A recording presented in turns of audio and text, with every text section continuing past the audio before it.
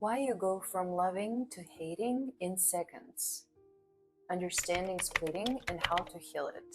Have you ever felt that you love someone so deeply and you feel like they're your soulmate? You want to look at them, touch them, be close to them forever. But then they say something that hurts, they betray your trust, or they disappoint you, and suddenly your picture of them switches. Now you see a monster. You can't believe you ever loved them. You feel disgusted, angry, abandoned.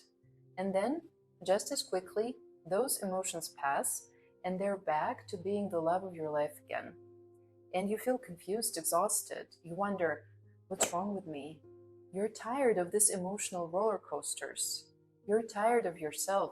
I'm Dr. Alena Prihitika. I'm a researcher and therapist, and I've been helping people work through emotional regulation and relational trauma for several decades. And today, I want to talk to you about a powerful but ultimately unhelpful defense mechanism called splitting. I'll explain what splitting is, why it develops, how it shows up in real life, and even in movies, and what we can do to change it, because if we don't, it will continue to sabotage our relationships and our self-worth, and eventually our peace of mind. Stay with me, and if this resonates, subscribe and share, because this is the kind of emotional insight that can change your life. What is splitting? Splitting is a defense mechanism where the mind can't hold contradictory truths at the same time. So it's a black and white view of people. They're either all good or all bad. You either love them or hate them. They're perfect or a total failure. This isn't a choice you're making on purpose. It's how your mind is trying to protect you from pain, especially the pain of feeling unsafe, unloved, or rejected. But this way of thinking fragments your world. It makes it impossible to maintain a stable sense of love and trust in relationships. You wonder probably, where does it come from? Well, splitting is often rooted in early attachment wounds. When a child grows up in an environment where love is inconsistent, unpredictable, or unsafe, they may learn that people can't be trusted to stay good, because a parent who is loving one moment and cruel the next becomes terrifying. So the child copes by putting them in categories. When mommy hugs me, she's good. When mommy yells at me, she's bad.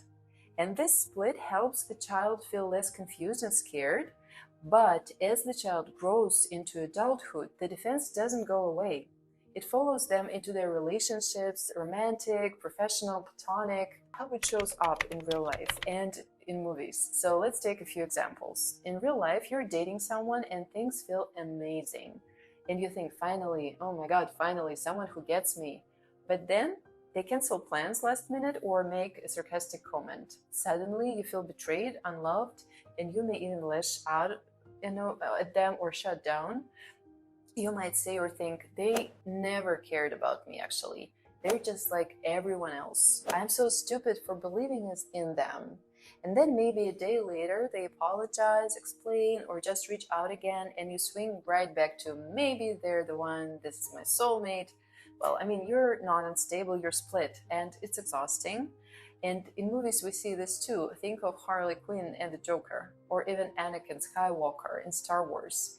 He idolizes people, then turns against them in rage when they fail him.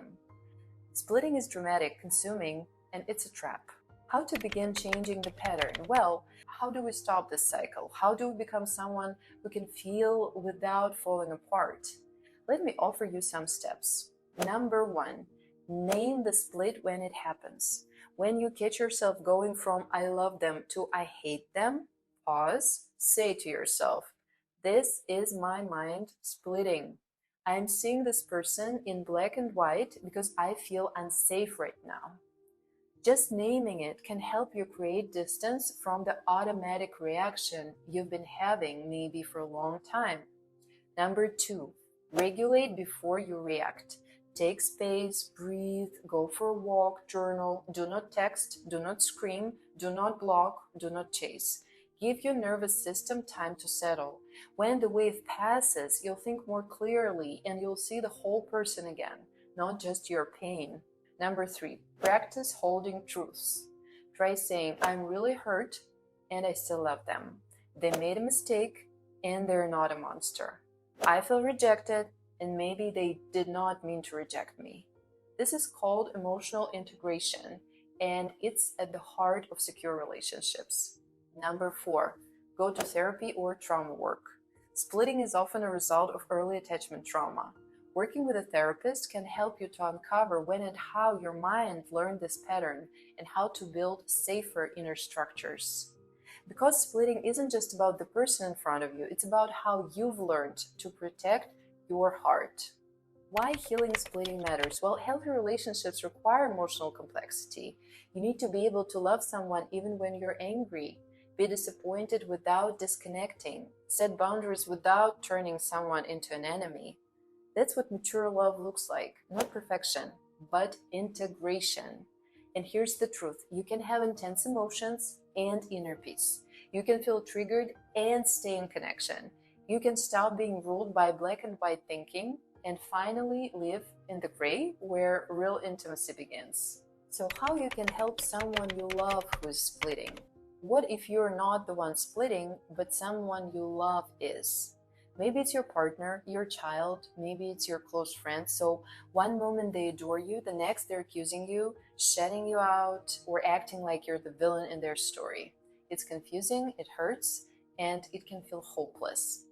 But here's the good news. Your response matters more than you think.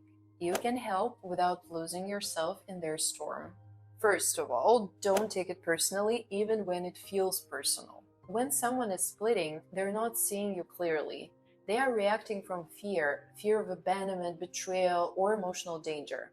Their nervous system is in survival mode, so you can try saying, I can see you're really hurt right now. I care about you. I am not your enemy. This helps regulate their perception of you in that moment. Number 2, hold consistent, calm boundaries. Do not match their emotional intensity. Do not go into defense or counterattack. Instead, stay grounded, speak slowly, validate their feelings, not their distorted conclusions. An example can be, I hear that you feel hurt. That matters to me, but I also need us to speak to each other with respect. Boundaries show them that relationships don't need to break when things get hard. That's reparenting in action. Number 3, reflect back the whole picture. When they're stuck in black and white thinking, you can gently reintroduce complexity. You can say, it's okay to feel disappointed in me and still love me. I made a mistake, and I also care deeply about you. This doesn't have to be all or nothing. You're showing them how to hold 2 truths, something they may never have learned.